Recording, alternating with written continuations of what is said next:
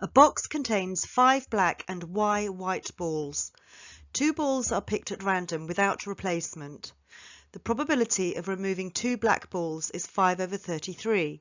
How many white balls are there in the bag? We have 5 black and Y white balls, so in total we have 5 plus Y balls.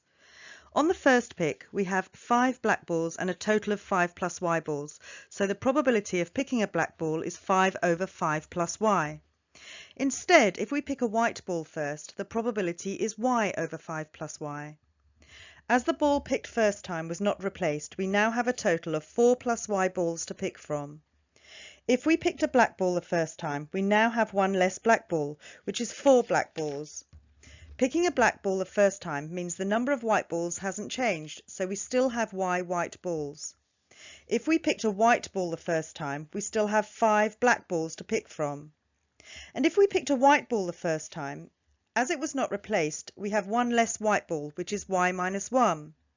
The combinations of balls being picked are black black, black then white, white then black, or white then white. These are the calculations that need to be made if the probabilities were all required. But in the question we were given the probability of removing 2 black balls as 5/33. We multiply the probabilities and make them equal to 5/33. We then multiply, getting rid of the brackets, rearrange and factorise, getting Y equals -16 or Y equals 7. We cannot have a negative number of balls, so Y equals +7.